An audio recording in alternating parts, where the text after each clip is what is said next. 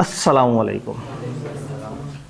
तो बस अब इतनों के साथ ही चल जाए, ये ज़ाती वाली बात है। चलो इंतकाम लेते हैं। बच्चे नहीं आए ना, जब वो आए तो उन्हें पता लगे कि हमने चैप्टर ख़त्म कर दिया, हमने 15 सफ़े पढ़ लिए, सिर्फ उनसे इंतकाम लेना है। हमारा क्या कसूर है, जो आगे हो उसको तो ना रगड़े।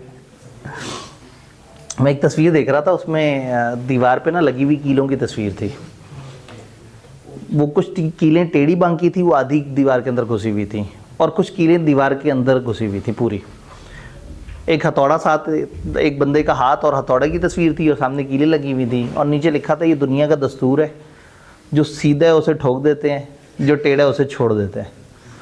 तो होता ये है कि जिसको जो सही आदमी मिलता है वो उसी के ऊपर ही सारा तजर्बे करता रहता है, और जो बुरा होता है कहते हैं यार ये तो है ही अजीब सा आदमी, छोड़ो इसको रहने देते हैं।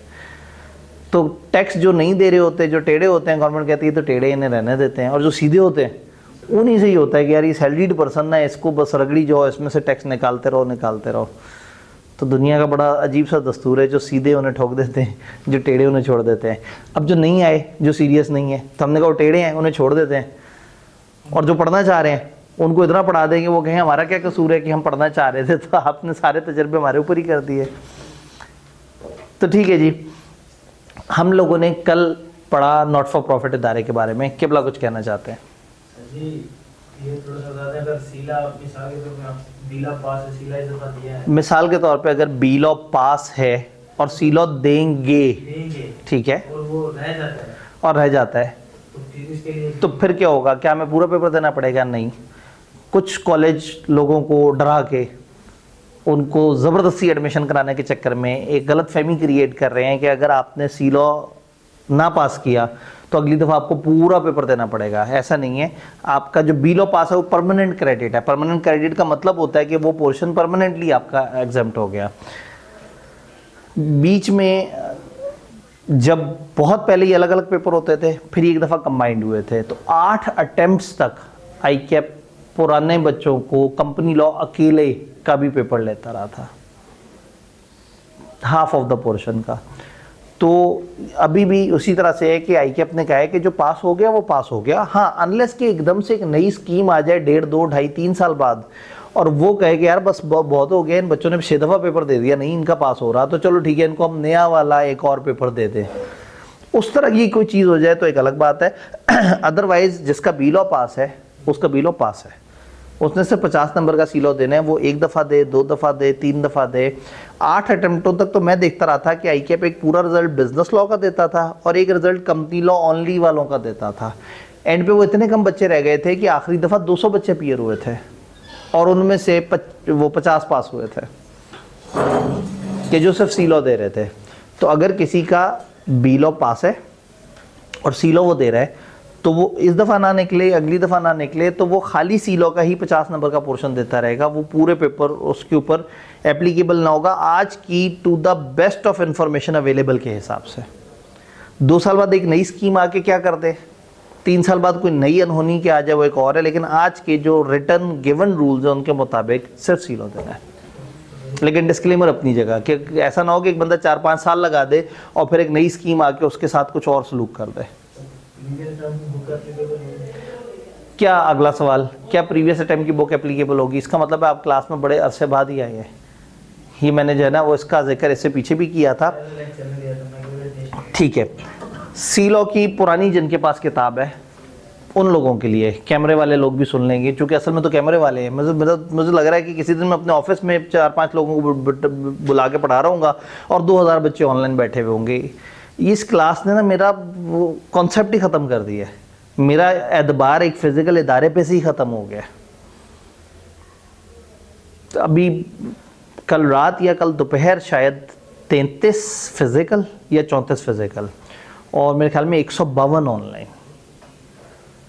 अजीब ही दुनिया बह रही है कि वो जो है ना, तो एक टाइम आएगा कि शायद हम एक छोटे से कमरे में 5 लोगों को फिजिकल पढ़ा रहे होंगे और वो क्लास 2000 लोग ऑनलाइन अटेंड कर रहे होंगे। तो वो इतना ज़्यादा चेंज हो गया।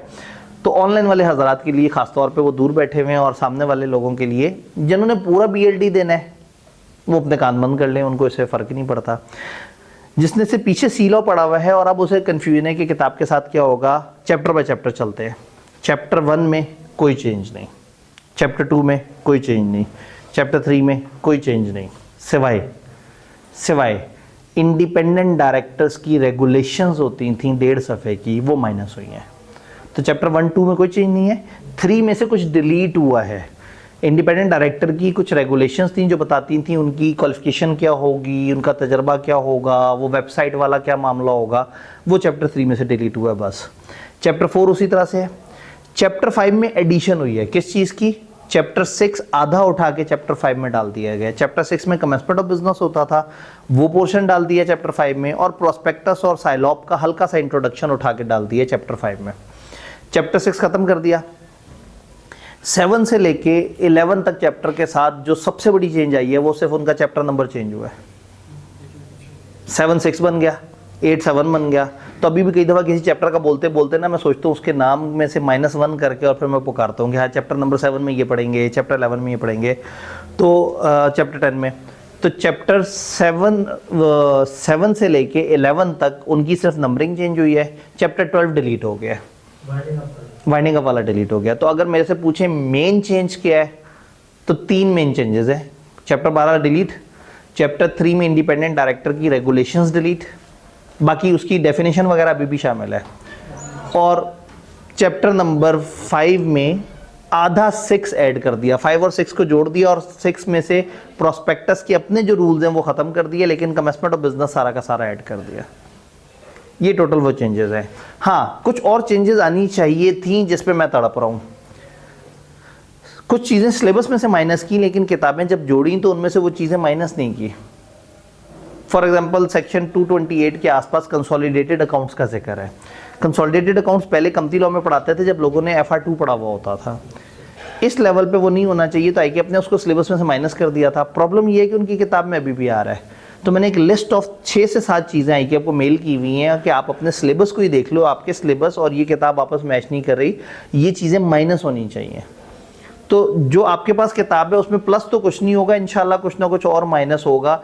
बॉडी कॉर्पोरेट के पीछे मैं पढ़ा हुआ हूँ, इसकी डेफिनेशन के पीछे, कि ये बिला वजह बॉडी कॉर्पोरेट और फॉरेन कंपनी की डेफिनेशन आप लोगों को पढ़ा रहे हैं।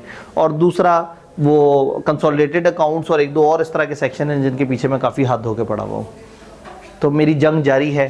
तो हो सकता है 1-1.5 महीने बाद कहीं ना कहीं फतह याब हूँ और IKEAP का एक वो नोटिफिकेशन आए कि मतलब ये टॉपिक जो किताब में मौजूद है वो एग्जामिनेबल नहीं है। तो ऐड कुछ नहीं हुआ। कंपनी लॉ में ये सहूलत है कि नई चीज़ कोई नहीं आई। डन। आपने पढ़ा association not for profit. Association not for profit एक एसोसिएशन है जो नॉट फॉर प्रॉफिट है। अगर कुछ लोग नॉट फॉर प्रॉफिट काम करना चाहते हैं तो वो सबसे पहले 4 शर्तों को फॉलो करेंगे। क्या हैं 4 शर्तें? सबसे पहले वो जो CSS रिसर्च वाले जो ऑब्जेक्ट्स हैं उनमें से कोई एक ऑब्जेक्ट चूज करेंगे। मेंबर्स को डिविडेंड नहीं देंगे। ऑब्जेक्ट्स की प्रमोशन के ऊपर खर्चा करेंगे और पाकिस्तान के अगेंस्ट नहीं आएंगे। पाकिस्तान की बका सलामती फलाना फलाना चीज़ों के अगेंस्ट नहीं आएंगे। ठीक हो गया। फिर एक स्टेप आगे गए, हमने कहा इनको लाइसेंस मिल जाएगा। लाइसेंस मिलने के बाद ये बाकी कंपनियों की तरह तो चल रहे होंगे, बस इनको प्रिविलेज ये होगी कि अपने नाम के एंड पे वर्ड लिमिटेड नहीं लगाएंगे। यहाँ तक क्लियर है? ठीक। फिर अगला स्टेप, इनका लाइसेंस क्यों रिवोक हो सकता है। एक लिस्ट ऑफ कंडीशंस थी जो कि अनफॉर्चुनेटली क्रैम करनी पड़ेंगी। ज़्यादातर उसमें नेगेटिव बातें पेपर में आ गया और हमने रट्टा ना भी मारा हुआ तो आधे पॉइंट्स तो हम अंदाजे से लिख सकते हैं। हाँ, पूरे नंबर लेने के लिए हमें याद करना पड़ेगा। फिर लाइसेंस रिवोक होने पे पहले तो रिवोक होने से पहले SECP हमें एक अपॉर्चुनिटी देगा, अपॉर्चुनिटी ऑफ बीइंग हर्ड। हमारी बात सुनेगा, फिर भी अगर साबित हो गया कि हम गलत हैं तो हमें नोटिस जारी कर देगा कि जी आपका लाइसेंस रिवोक। जब लाइसेंस रिवोक होगा तो उसके बाद क्या क्या चीज़ मना हो जाएगी। हमें ऑपरेशन स्टॉप करने पड़ेंगे, डोनेशन नई वाली नहीं मांगेंगे, सिवाय रिसीवेबल के लोगों से पैसे लेना छोड़ देंगे। फिर क्या होगा? आप कुछ बताना चाह रहे थे, फिर क्या होगा?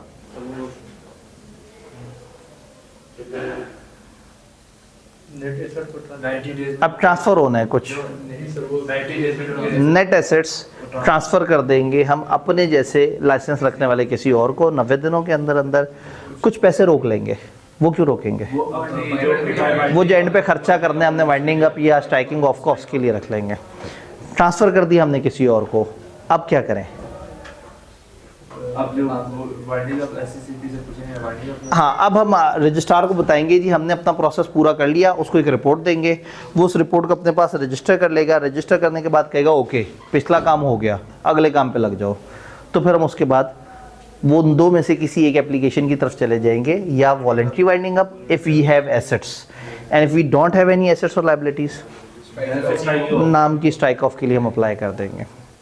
ये नई वाली कंपनी में पुराने वाले लोग 5 साल तक नहीं आएंगे, ना कंपनी वाले, ना उनके ऑफिसर्स, ना उनके फैमिली मेंबर्स। आईकैप का इस चैप्टर का सबसे फेवरेट एरिया यही, कोई कंफ्यूजन, कोई सवाल, कोई परेशानी, कोई टेंशन। हमारे पास इस लैपटॉप में किताब फुल फ्लेज है नहीं है? तो मैं आपको अक्सर कहता हूँ कि डाल दिया अगर इसमें किताब पूरी। चलो ठीक है, कोई बात नहीं, अब तो थोड़ी सी देर हो जाएगी। ठीक है जी, क्या अनलिमिटेड कंपनी होती है सर, इसमें शेयर होल्डर्स की लायबिलिटी है वो अनलिमिटेड होती है। जी, जो अनलिमिटेड कंपनी है उसमें शेयर होल्डर्स की लायबिलिटी जो है वो अनलिमिटेड होती है। तो सर ये लोग बनाते क्यों हैं? लोग बनाते क्यों है? जी, मैंने ये बताया था कि कई दफ़ा ना कुछ ऐसा सेगमेंट होता है जिसमें लिमिटेड लायबिलिटी से डर लगता है हमें, कि अगर एक इदारे को हम कहेंगे लिमिटेड लायबिलिटी तो वो 5-10 करोड़ की लिमिटेड लायबिलिटी रखेगी और नुकसान कर देगी कई अरब का, जिसकी हमने एग्जांपल देखी थी गोल्ड माइनिंग करने वाली कंपनी। तो हमने कहा था कि अगर एक कंपनी बलूचिस्तान में सोना निकाल रही है और उसने एक ट्रक भी चोरी कर लिया, फिर हमने एक रफ अंदाज़ा लगाया था तो वो 24 खरब रुपए की मालियत का सोना ले गया था। तो कुछ ऐसे सेक्टर्स हैं, मैंने फिर बिजली वाली कंपनियों की एग्जांपल दी थी, कुछ ऐसे सेक्टर्स हैं जहाँ गवर्नमेंट को लगता है कि यहाँ जो आतंक मचाएगा ना, तूफान मचाएगा, वो पता नहीं कितनों का कितना बड़ा नुकसान कर जाएगा। तो उन लोगों को डराने के लिए, अगर उन्हें पता हो ना हमारी लायबिलिटी 10 करोड़ लिमिटेड है, बड़ा सा नुकसान करेंगे, कंपनी बंद करेंगे, खुदाफिज बोलेंगे और चले जाएंगे। तो कुछ जगह गवर्नमेंट डर के मारे कह देती है कि फॉर दिस सेक्टर एक बंदे की लायबिलिटी शुड बी अनलिमिटेड। तो अनलिमिटेड कंपनी अपनी पसंद से कोई नहीं बनाता, वो लोग बनाते हैं जिनको मजबूरन गवर्नमेंट कह देती है कि आपने अनलिमिटेड कंपनी बनानी है। डर जी, इसी पे वही बात कर रहे हैं क्वेश्चन ऑफ लाइसेंस के अंदर कि जो कंपनी 2 साल तक हमें स्टेटमेंट नहीं देगी तो हम इसे यानी इसका जो लाइसेंस है वो कैंसिल कर सकते हैं। ठीक है, लेकिन ऊपर वो कह रहे हैं कि अगर 1 साल अगर किसी कंपनी में ऑपरेशन पर जारी करता तो वो भी अपना, बिल्कुल ऐसे ही है। लेकिन इशू ये है कि आप कमिश्नर या फिर आईसीसीपी को कैसे पता चलेगा कंपनी ऑपरेशन? जी, अब अगेन हमने बात की कि अगर एक कंपनी 2 साल तक रिटर्न ना जमा कराए तो हम उसको वाइंड अप कर देंगे या उसको डिस्क्वालीफाई कर देंगे, उसका लाइसेंस वो कर देंगे।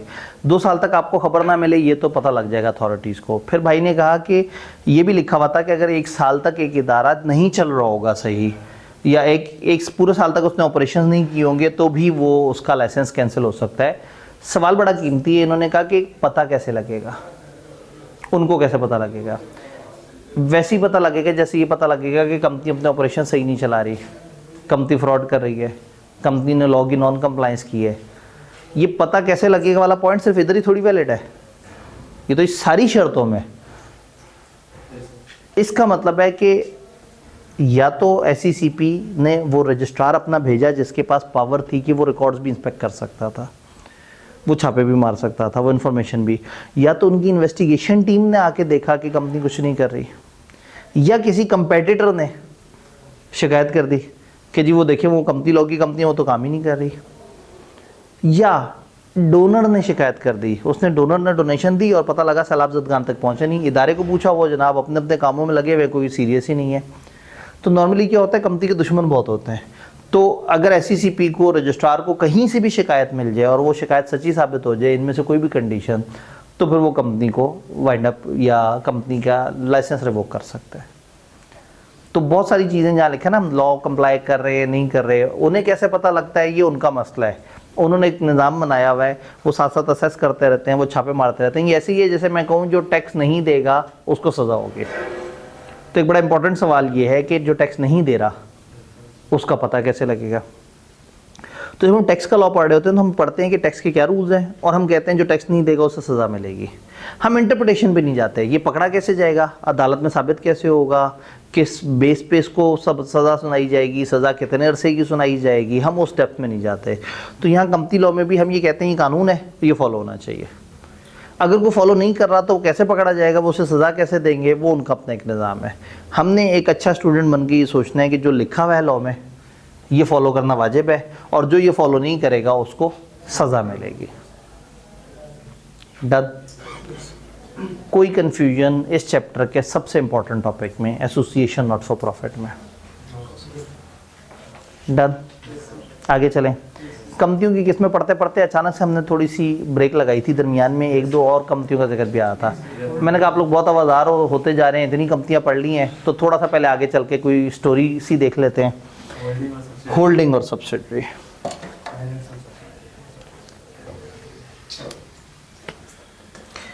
चले, मीनवाइल अगर आप वो कर सकें इसमें जो है ना, वो किताब की कॉपी का मतलब है उसके वो जो पास पेपर वाला जो है ना उसकी भी कॉपी, पूरा वो सेट कॉपी पेस्ट कर दीजिएगा। हो सकता है मुझे ज़रूरत पड़ जाए, डिपेंड करता है वक्त में गुंजाइश कितनी है।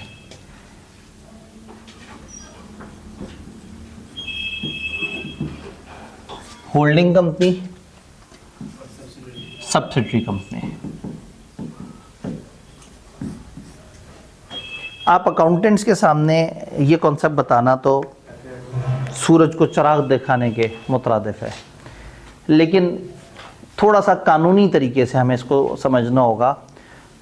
कंपनियों में रिश्तेदारी नहीं होती, कंपनी तो डब्बा है, वर्चुअल पर्सन है, नज़र भी नहीं आता। इंसानों में अगर हमने देखना होता है कौन किसको कंट्रोल करता है तो हम कहते हैं ये वालिदैन है, ये औलाद है। औलाद अपने वालिदैन का कहना मानती है। 1978 से लेके 2000 के दरमियान तक जो बच्चे पैदा होते थे उनके बारे में ये जुमला बिल्कुल वैलिड है कि ये बच्चे अपने वालिदैन का कहना मानते थे। फिर उसके बाद 2000 के बाद जो बच्चे आए उन्हें लगा कि नहीं, शायद वालिदैन की नाफरमानी करके हम ज़रा ज़्यादा यो लगेंगे, ज़रा ज़्यादा कूल वाली फीलिंग आएगी।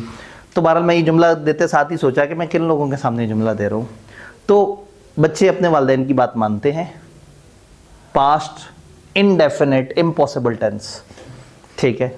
आज बच्चे जो है वो उनको लगता है कि शायद जो है ना वो जवाब देना आगे से ये शायद आज़ादी राय दही है या व्हाट्सएवर। तो जिस तरह से वालिदैन का कहना बच्चे मानते हैं और वालिदैन का बच्चों से एक खूनी रिश्ता होता है, कंपनियों में भी इस तरह का कॉन्सेप्ट होता है कि कुछ कंपनियां कुछ कंपनियों की बात मानती हैं। वो उन कंपनियों की बात मानती हैं जिन्होंने उनको होल्ड करके रखा होता है, पकड़ के रखा होता है, अपने ताबे किया हुआ होता है। कोई एक कंपनी दूसरी कंपनी को अपने ताबे, अपना गुलाम, अपना चाइल्ड किस तरह से बना सकती है? अगर ये होल्डिंग कंपनी बन जाए तो दूसरे को अपनी सब्सिडरी बना दे। तो लॉ ये कहते हैं कि अगर एक कंपनी होल्डिंग बन जाए और दूसरी उसकी सब्सिडरी बन जाए तो ये कंपनी मजबूर होगी इस कंपनी की बात मानने में। तो इसका नाम होल्डिंग है इसलिए कि इसने होल्ड किया हुआ है इसे, और ये सब्सिडरी, सब मातहत, ये सब्सिडरी का मतलब है कि ये उसके अंडर आती है, मातहत आती है। अब कोई कंपनी किसी दूसरे को अपनी सब्सिडरी कैसे बना सकती है? हमारे लॉ ने अचानक से जोश में आके कहा आए हम आपको होल्डिंग कंपनी की डेफिनेशन देते हैं। हम बड़े तजस्सुस में बैठ गए, जरा पढ़े। उन्होंने कहा कोई कंपनी किसी दूसरी कंपनी की होल्डिंग कंपनी सिर्फ और सिर्फ तब हो सकती है जब वो दूसरी कंपनी पहली कंपनी की सब्सिडरी कंपनी हो। कितनी सिंपल सी डेफिनेशन है। कोई कंपनी दूसरी कंपनी की होल्डिंग कंपनी सिर्फ एक ही सूरत में बन सकती है जब वो दूसरी कंपनी पहली कंपनी की सब्सिडरी कंपनी। इसका मतलब होल्डिंग की डेफिनेशन में नहीं थी। उन्होंने कहा होल्डिंग उसे कहते हैं जिसकी कोई सब्सिडरी हो। तो फिर सब्सिडरी किसे कहते हैं? वो कहते हैं सब्सिडरी उसे कहते हैं जिसमें होल्डिंग कुछ करे। तो भाई तुम होल्डिंग को ही डिफाइन कर देते। 3 निशानियां। निशानी नंबर 1, वो कंपनी जिसमें holding company more than 50%, more than 50% voting power हासिल कर ले। अगर एक कंपनी दूसरी कंपनी में आधे से ज़्यादा वोटिंग पावर हासिल कर ले, यूं समझे आधे से ज़्यादा वो वाले शेयर्स हासिल कर ले जिन पे वोटिंग पावर होती है। आप लोग कुछ ऐसे शेयर्स भी पढ़ते हैं जिसमें वोटिंग पावर नहीं होती, जैसे प्रेफरेंस शेयर्स वगैरह। तो अगर एक कंपनी दूसरी कंपनी की आधे से ज़्यादा वो शेयर्स खरीद ले जिस पे वोटिंग पावर होती है तो दूसरी कंपनी सब्सिडरी बन जाएगी और पहली कंपनी होल्डिंग बन जाएगी। यहाँ तक बात समझ आई? तो अगर एक कंपनी के 2 लाख शेयर्स हैं तो लाख शेयर्स खरीदने पे नहीं, 1 लाख 1 शेयर्स खरीदने पे 50% से नहीं, मोर देन 50%। तो कंपनी भी एक लीगल पर्सन है, वो भी एक लीगल पर्सन है, तो एक कंपनी कुछ भी कर सकती है। तो ये वाली कंपनी किसी दूसरी कंपनी के आधे से ज़्यादा शेयर्स भी खरीद सकती है।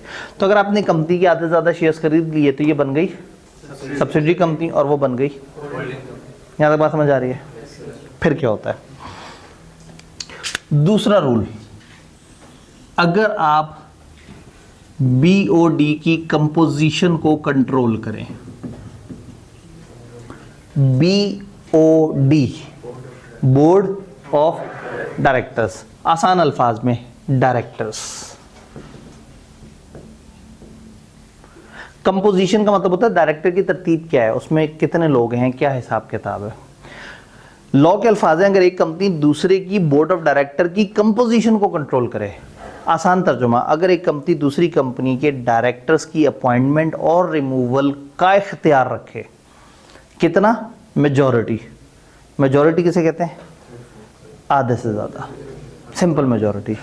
तो इसका मतलब ये हुआ कि अगर आप मोर देन 50% डायरेक्टर्स को अपॉइंट करने का इख्तियार आपके पास है या रिमूव करने का इख्तियार है किसी भी कानून की वजह से, अगर एक कंपनी को हम ये पावर दे दें कि तुमने दूसरी कंपनी के आधे से ज़्यादा डायरेक्टर को अपॉइंट करना है, या उसे पावर दे दें कि तुमने दूसरी कंपनी के आधे से ज़्यादा डायरेक्टर्स को रिमूव करना है, तो आधे से ज़्यादा डायरेक्टर्स की अपॉइंटमेंट या रिमूवल की पावर को हम कहेंगे बोर्ड ऑफ डायरेक्टर की कंपोजिशन को कंट्रोल करना।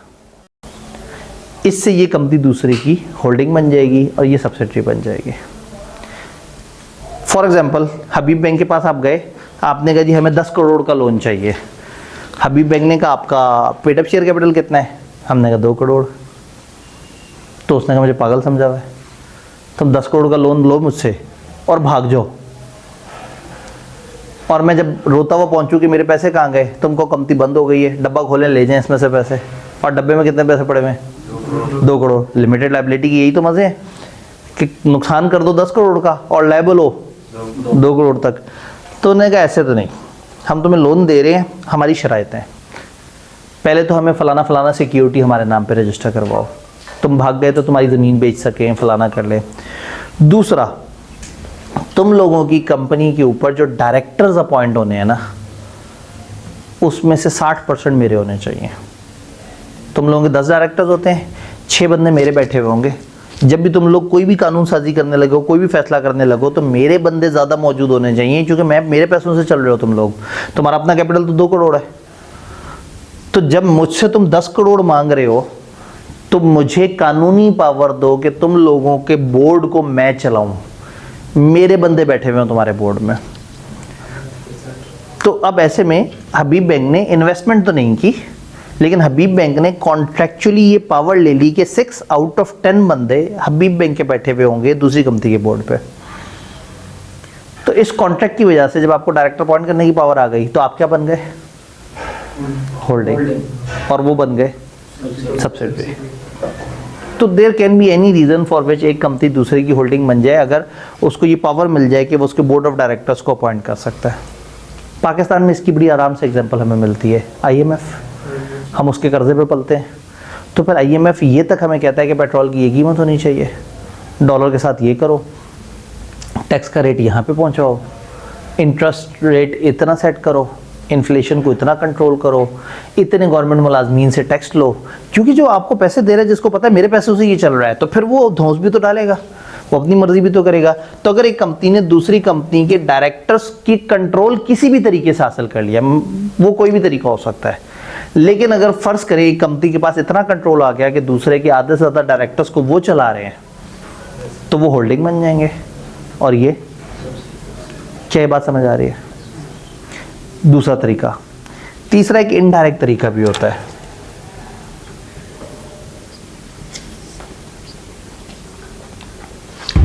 एक कंपनी A हमें बड़ी अच्छी लगती थी, हम सोच रहे थे हम इसको अपनी सब्सिडरी बना लें। पता ये लगा कि कंपनी Z ने कंपनी A को अपनी सब्सिडरी बना रखा है ऑलरेडी। A सब्सिडरी है Z की, और मेरी ख्वाहिश है कि मैं A को सब्सिडरी बना दूं। तो एक दूसरा तरीका ये है कि मैं इसको सब्सिडरी बना दूं अपनी, मैं जी को कंट्रोल करना शुरू कर दूं, और जी किसे कंट्रोल कर रही है, ए को, तो मेरी सब्सिडरी की सब्सिडरी भी सब्सिडरी कहलाती है। इसको हम लेयर्स बोलते हैं। एक कंपनी के नीचे उसकी सब्सिडरी, उसके नीचे उनकी सब्सिडरीज, उनके नीचे उनकी सब्सिडरीज, ये लेयर्स कहलाती हैं। तो अगर मैं किसी कंपनी को अपनी लेयर बना लूं, यानी कि सब्सिडरी की सब्सिडरी बना लूं, तो ये सब सब्सिडरी बन जाएगी। मैं किसी को अपनी सब्सिडरी बनाऊं जिसकी सब्सिडरी ये वाली कंपनी हो, तो ऑटोमेटिकली ये वाली कंपनी मेरी मेन पेरेंट कंपनी की भी सब्सिडरी बन जाएगी। तो सब्सिडरी बनाने के 3 तरीके हैं, या आप आधे से ज़्यादा शेयर्स खरीद लो, या आप आधे से ज़्यादा डायरेक्टर्स अपॉइंट करने की पावर हासिल कर लो, अपॉइंट या रिमूव करने की, या आप उसको सब्सिडरी बना दो जो उसकी होल्डिंग है। इन 3 में से किसी भी एक तरीके से वो दूसरी कंपनी आपकी सब्सिडरी बन सकती है। क्या ये बातें समझ आ रही है सबको? कोई कंफ्यूजन तो नहीं? सर जो ये वोटिंग पावर होता है, ये जो ऑर्डिनरी शेयर होल्डर के पास होता है जी, अब voting power normally ordinary share holders के पास होती है। तो इस जुमले को हम यूँ बोलेंगे कि अगर आप वो शेयर्स खरीद लें जिन पे वोटिंग पावर है, कंपनी में कई तरह की सिक्योरिटीज होती हैं, कुछ पे वोटिंग पावर होती है, कुछ पे नहीं। हम उस डेप्थ में नहीं उतर रहे, हम सिर्फ ये कह रहे हैं कि आपके पास जौन से वाले शेयर्स है ना, अगर वो वोटिंग पावर वाले हैं, जो बोर्ड ऑफ डायरेक्टर साइन हो जाते हैं ना, ठीक है, तो उसके लिए भी वोटिंग करनी पड़ती है। जी। अब इन्होंने कहा कि जो बोर्ड ऑफ डायरेक्टर्स है उनके लिए भी तो वोटिंग करनी पड़ती है। तो होगा ये कि जब आपके पास एक कंपनी की बहुत ज़्यादा वोटिंग पावर होगी, तो हो सकता है उनके डायरेक्टर्स का भी एक अच्छा भला इख्तियार आपके पास हो। लेकिन कंपनी में ना डायरेक्टर एक रूट से नहीं आते, कुछ क्रेडिटर्स की तरफ से आते हैं, कुछ गवर्नमेंट की तरफ से आते हैं, कुछ एम्प्लॉयज़ में से आते हैं, कुछ अपने लोगों में से इलेक्शन लड़के आते हैं। 10-11 तरह के लोग होते हैं जो बोर्ड ऑफ डायरेक्टर्स कहलाते हैं। तो इसलिए बोर्ड ऑफ डायरेक्टर्स में ज़रूरी नहीं कि इन्हीं के बंदे बैठे हुए हों, हो सकता है मिक्स तादाद हो। तो अगर किसी भी कंपनी के पास उस मिक्स तादाद के आधे से ज़्यादा लोगों का कोई कंट्रोल है, तो वो होल्डिंग बन जाएगी, किसी भी तरीके से आ जाए। बात समझ आई? काश कहानी इतनी होती। अब मैं इस रूल में एक छोटा सा ट्विस्ट करने लगा हूँ। पहले उसकी इंग्लिश पढ़ेंगे, फिर उसको मैथमेटिकली समझेंगे कि उस रूल से फ़र्क क्या पड़ा। ये जो 50% वोटिंग पावर है ना, ये डायरेक्टली या इनडायरेक्टली दोनों तरह से हो सकती है। Directly, indirectly. इनडायरेक्टली से पता क्या मुराद है? अपनी लेयर्स के साथ मिलके। लेयर्स कौन सी हैं? हमारी सब्सिडीज और उनकी सब्सिडीज। अगर हमने खुद या अपनी लेयर्स के साथ मिलके किसी कंपनी के आधे से ज़्यादा शेयर्स खरीद लिए, तो वो कंपनी हमारी सब्सिडरी बन जाएगी। ये मैथमेटिकली थोड़ा सा टेक्निकल पॉइंट है। फिलहाल एक दफ़ा इंग्लिश देख लें, किताब से थोड़ी सी इंग्लिश देखिए, जो डेफिनेशन का सामने का मतलब है वो समझते हैं, फिर टेक्निकल डिबेट में आते हैं। जी जी, कंपनी की है, उसके बी के अपने शेयर खरीदे 40%, ठीक है वो सिक्योरिटी का राइट उसके पास 80% है, तब भी वो सब्सिडी होगी। जी। अब अगेन के सब्सिडरी बनने के लिए जो मैथमेटिकल कैलकुलेशन है किस तरह से होगी, उस तरफ आते हैं। एक दफ़ा थोड़ी सी इंग्लिश पढ़ लें, फिर इस तरफ भी आते हैं। आपका मुद्दा, आपकी परेशानी मुझे बिल्कुल साफ समझ आ रही है, लेकिन उसको थोड़ा मैथमेटिकली भी डिस्कस करते हैं। किताब से अगर पूछें होल्डिंग कंपनी, बड़ी ही क्यूट प्यारी सी definition, a company which is another company is holding company if but only if that other company is its. कोई कंपनी दूसरे की होल्डिंग सिर्फ और सिर्फ तब होगी जब वो दूसरी कंपनी पहली कंपनी की सब्सिडरी है। तो होल्डिंग में अल्हम्दुलिल्लाह इन्होंने कुछ नहीं बताया, तो ये पूछे जाने के काबिल ही नहीं रही डेफिनेशन। सब्सिडरी किसे कहते हैं? इन रिलेशन टू कोई किसी भी holding company, it means company in which the holding company holds the composition of the board, जिसमें वो कंपनी बोर्ड की कंपोजिशन को कंट्रोल करे और एक्सरसाइज या control more than 1/2 of its voting securities either by itself और together with one और more of its. फिर नीचे नोट्स में दिया हुआ आपके साथ ब्रैकेट में आ रहा होगा कि composition of board normally control होती है किसी कंपनी की तरफ से इफ इट कैन अपॉइंट और रिमूव ऑल और मेजॉरिटी ऑफ डायरेक्टर्स। दूसरा, subsidiary of a subsidiary company would also be consider subsidiary company of main holding company. ये रूल मोटा मोटा समझ आ रहा है? सब्सिडरी और सब्सिडरी की सब्सिडरीज आपकी लेयर्स कहलाती हैं। एक कंपनी की उतने से ज़्यादा लेयर्स नहीं हो सकती एज में बी स्पेसिफाइड।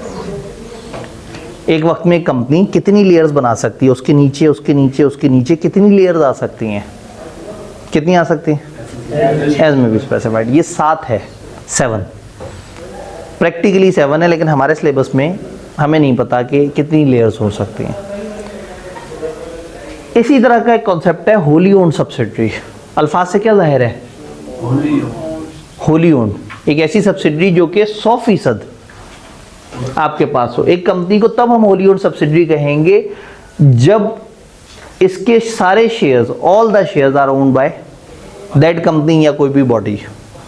तो जब भी किसी कंपनी के सारे 100% शेयर्स किसी दूसरी कंपनी के पास आ जाएं तो वो वाली कंपनी आपकी होली ओन्ड सब्सिडरी बन जाएगी। यहां तक बात समझ आइए जी? ठीक है, लेकिन उसके पास डायरेक्टर का राइट है कि वो 30% और प्लस। अब यहाँ पे दो बातें ले आते हैं, दो अलग अलग तरह की डिबेट करते हैं। एक कंपनी के पास आधे से ज़्यादा वोटिंग पावर है आपकी, और एक दूसरी कंपनी के पास आपके डायरेक्टर्स को कंट्रोल करने का इख्तियार है। अब सवाल ये है कि इनमें से होल्डिंग कौन होगा? दोनों होंगे, ये दोनों की सब्सिडरी होगी। कंपनी में दो तरह की मीटिंग्स होती हैं और दो लेवल पे फैसले होते हैं, या मेंबर्स इकट्ठे होते हैं और फैसले करते हैं, या डायरेक्टर्स इकट्ठे होते हैं वो फैसले करते हैं। तो डायरेक्टर्स की मीटिंग में फैसले उसके माने जाएंगे जो इस वाले रूल में इन्वॉल्व होगा, और मेंबर्स की मीटिंग में फैसले किसके माने जाएंगे? जो इसके। अच्छा, सब्सिडरी की सब्सिडरी है तो एक और तीसरी होल्डिंग भी आ गई आपकी। ये भी आपकी होल्डिंग थी, ये भी होल्डिंग था, और इनमें से किसी की होल्डिंग भी होल्डिंग बन गई। अब कौन कंट्रोल करेगा? होल्डिंग इसके फैसलों को कंट्रोल करेगी और ये इसके फैसलों को। तो टेक्निकली इसके फैसलों को अल्टीमेटली इसने वही काम कहना है जो इसने से बोलना है। मशहूर किस्सा है पाकिस्तान का, इत्तिसलात, पीटीसीएल और गवर्नमेंट ऑफ पाकिस्तान। मुशर्रफ दौर में इनको लगा कि पीटीसीएल के ऊपर जो है ना वो इतना ज़्यादा नेपोटिज्म और सरकारी छाप इतनी ज़्यादा लग गई है कि ये बहुत स्लो हो गया। ये पाकिस्तान का बड़ा कमाल इदारा है। पीटीसीएल उस ज़माने में ज़ाहिर है टेलीफोन, तार और ये वाली सारी लाइंस इन्हीं की बिछाई हुई थी। मोबाइल कंपनीज़ कुछ अर्से पहले पाकिस्तान में आई थी और वो ज़्यादातर अपने जो सिग्नल्स यूज़ करते थे वो टावर लगाते थे शहर में, लेकिन एक शहर से दूसरे शहर जाने के लिए उनके टावर से सिग्नल जाते थे तार में, और पीटीसीएल की तार के थ्रू दूसरे शहर तक सिग्नल जाते थे और वापस निकल के वहाँ के खंभे तक पहुँच जाते थे। तो पीटीसीएल इन सारी कंपनियों से लाइन रेंट भी लेता है। तो PTCL was a very big giant, लेकिन चूंकि वो गवर्नमेंट था तो सियासत, करप्शन, बदउनवानी, सिफारिशें, ये सब कुछ हो रहा था वहाँ। इन्होंने सोचा कि पाकिस्तान में अगर इस इदारे को हमने ग्रो करना है, जो कि मतलब ये उस ज़माने की बात है जब पीटीसीएल में 1.25 लाख सुपर एम्प्लॉइज़ थे। पीटीसीएल आज भी पाकिस्तान का सबसे बड़ा एम्प्लॉयर है। पीटीसीएल और रेलवे ये दो बड़े एम्प्लॉयर हैं, तीसरा वापडा। पीटीसीएल, वापडा और रेलवे मिला के तकरीबन 3 से 4 लाख एम्प्लॉइज़ हैं इनके। 3 से 4 लाख बहुत बड़ी तादाद होती है, इतने एम्प्लॉइज़ सिर्फ इन 3 इदारों के पास। तो उस टाइम पे गवर्नमेंट को लगा कि हम पीटीसीएल को बेहतर करते हैं। कैसे बेहतर करें? इनके दूसरे मुल्कों में ताल्लुकात थे तो बाहर इनका दुबई शुबई काफ़ी उठना बैठना था। दुबई, मिडल ईस्ट बेस्ड ना एक कंपनी थी इत्तिसलात। इत्तिसलात ने इन बड़ों को, गवर्नमेंट के बड़ों को ऑफ़र दी कि भाई ये काम करो, पीटीसीएल को मेरी सब्सिडरी बना दो, मैं इंटरेस्टेड हूँ, मैं पाकिस्तान में पीटीसीएल को कंट्रोल करके पीटीसीएल चला के दे दूँगी, फिर हम आपस में तय कर लेंगे कि क्या करना है, कैसे करना है। उन्हें नज़र आ रहा था इतना बड़ा मुल्क, भाई अब जब यहाँ बैठ के हम सोचते हैं दुबई कि कितना बड़ा मुल्क है या कितना बड़ा शहर है और उसमें पता नहीं क्या क्या करके, फैसलाबाद से छोटी आबादी है दुबई की। जो दुबई के अपने बंदे हैं वो 15 से 20 लाख हैं, और जो बाहर से गए हुए हैं वो 60 से 70 लाख हैं। बड़ी सारे मिल के भी फैसलाबाद की आबादी से कम है। तो दूसरी तरफ पूरे पूरे मुल्कों की वो आबादी होती है जितनी हमारे शहरों की आबादी होती है।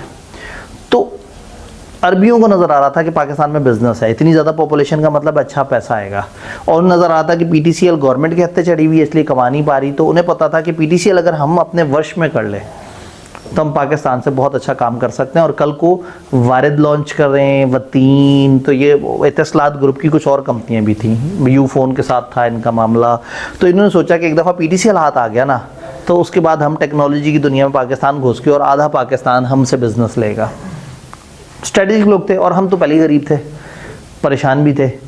मुशर्रफ गवर्नमेंट ने सोचा कि इसको प्राइवेटाइज कर देते हैं, इसको दे देते हैं। गवर्नमेंट सेक्टर का इदारा था, पब्लिक सेक्टर था, हमने कैसे प्राइवेटाइज कर देते हैं।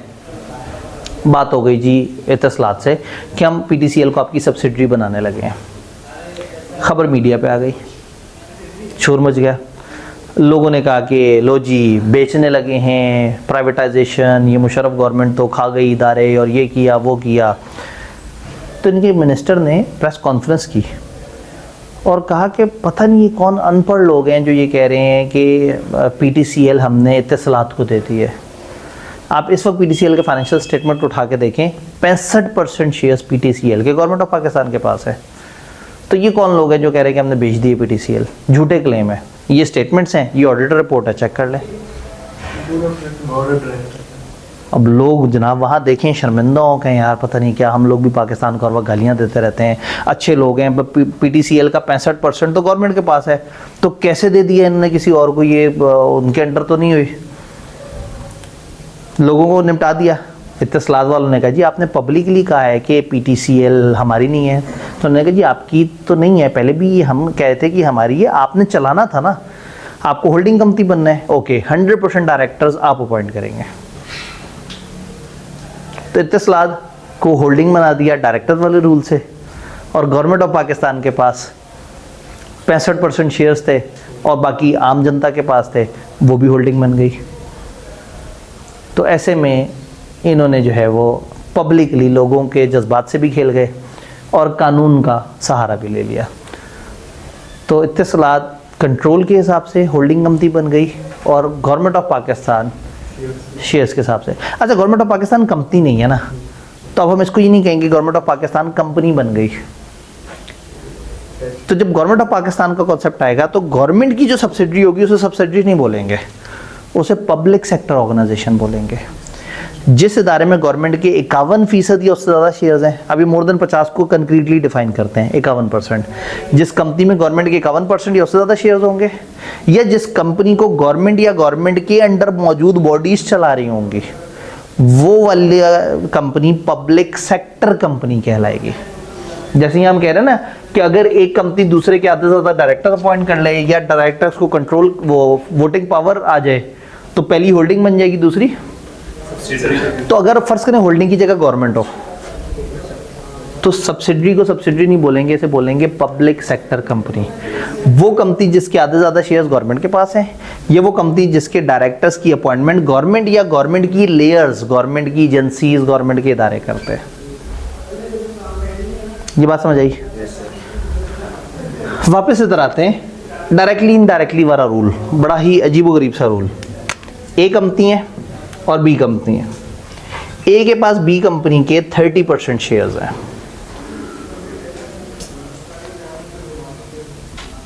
सी कंपनी के पास बी कंपनी के 25% शेयर्स हैं,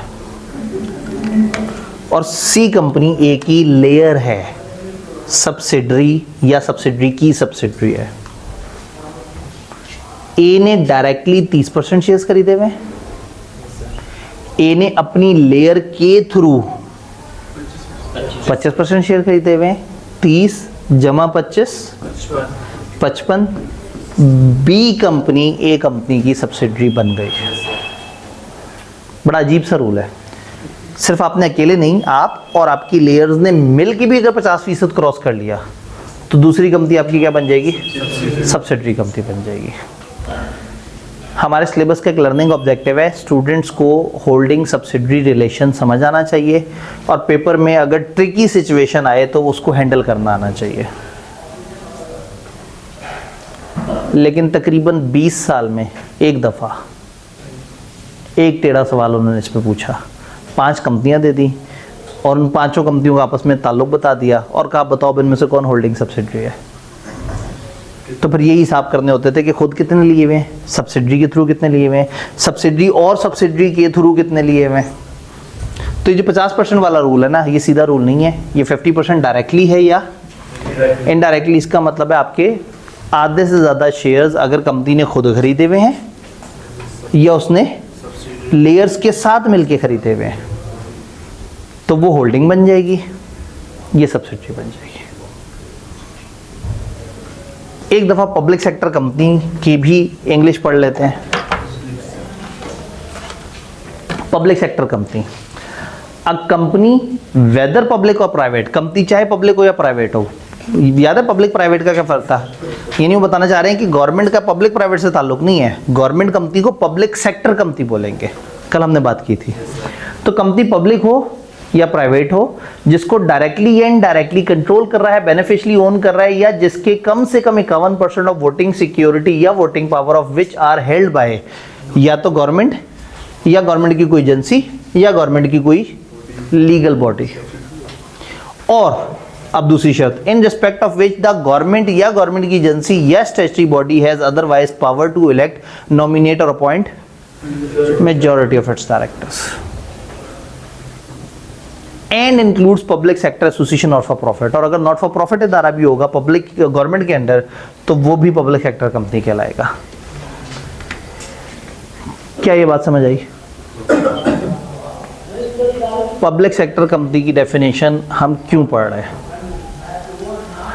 क्योंकि हमारी किताब में, इसके अलावा मुझे और कोई रीज़न समझ नहीं आती। क्योंकि हमारे पूरे सिलेबस में पब्लिक सेक्टर कंपनी से रिलेटेड फिर हमारा एक जगह एक लाइन में छोटा सा तस्करा है इंडिपेंडेंट डायरेक्टर के अंदर।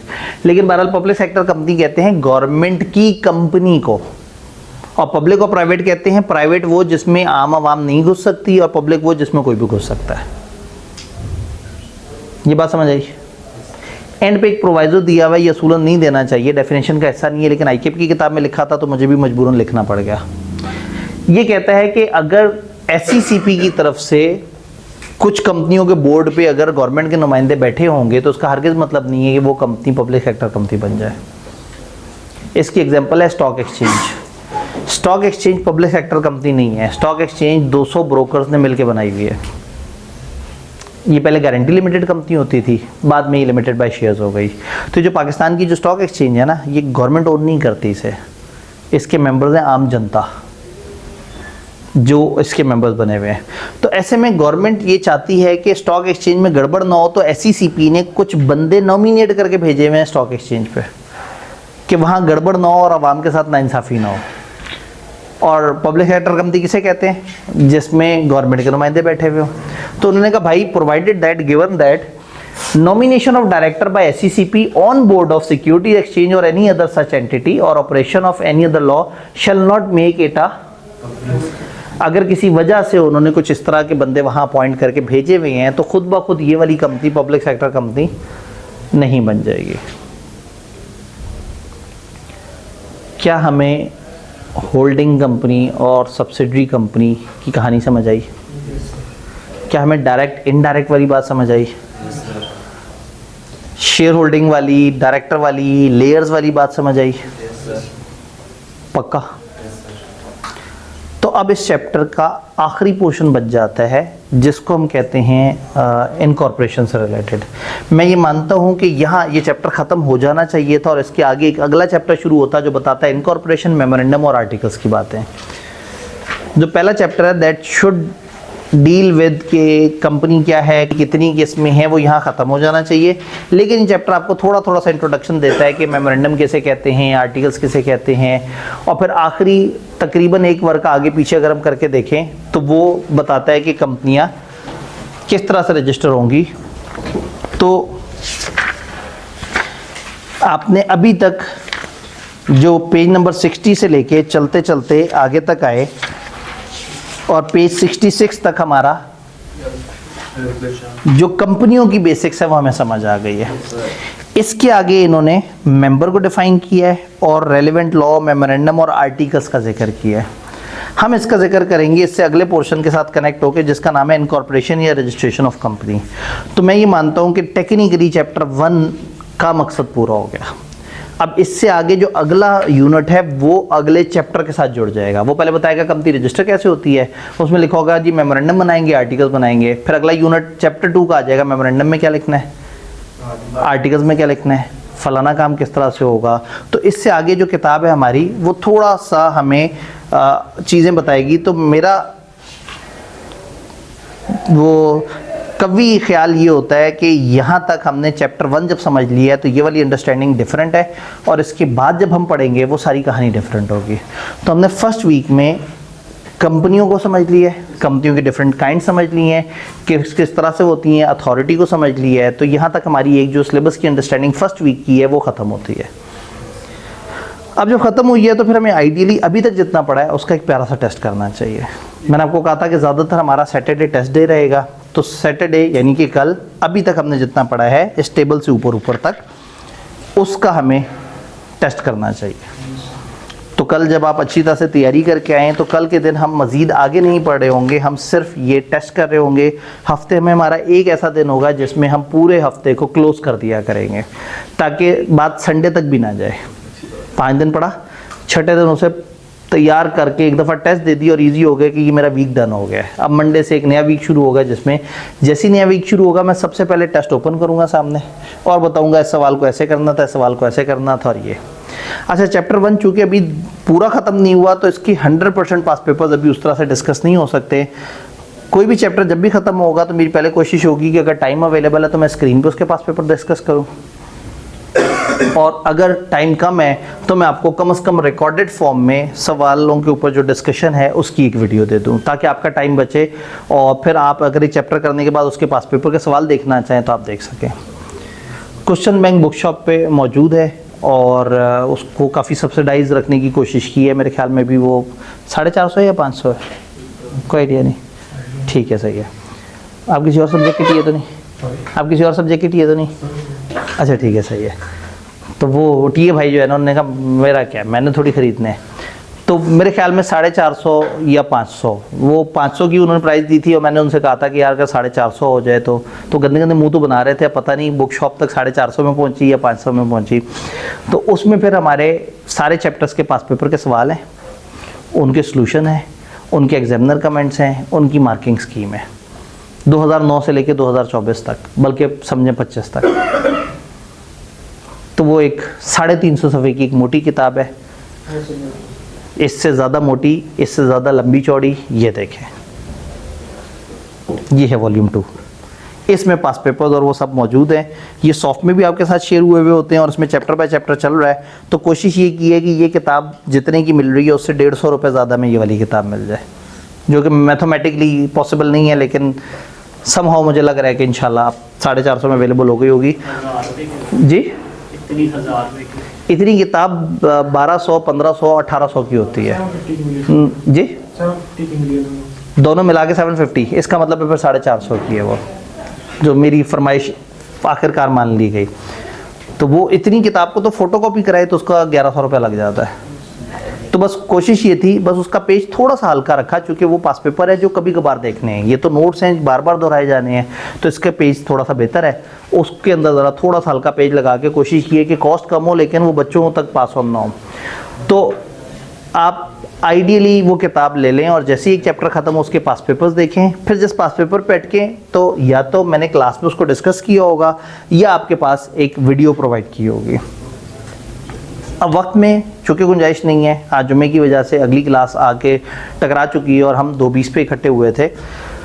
ऑनवर्ड मुझे लग रहा है ये 2:20 वाला तजर्बा अच्छा नहीं था या सही था। वैसे एक बात है, 2:20 के बाद भी जितने ने आना था वो उतने ही बैठे रहे।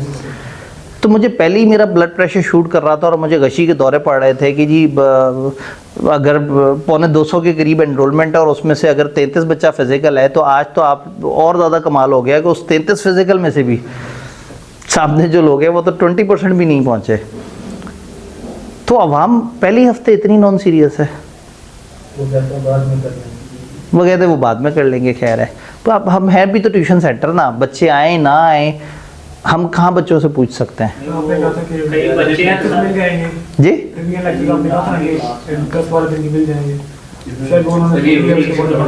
ठीक है, चूँकि ये साथ साथ यूट्यूब पे भी अपलोड हो रहा है, ये हफ्ता बस ये हफ्ता ही अपलोड हो रहा होगा, तो अगले हफ्ते देख लेंगे क्या हालात वाक़यात रहते हैं। तो अल्लाह करे जो गुमान है वो गलत हो, अल्लाह करे बच्चे वाकई पढ़ना चाह रहे हो, लेकिन यही बच्चे फिर रिजल्ट के आसपास पूछते हैं कि हमें समझ नहीं आया कि हमारा पेपर है क्यों गया।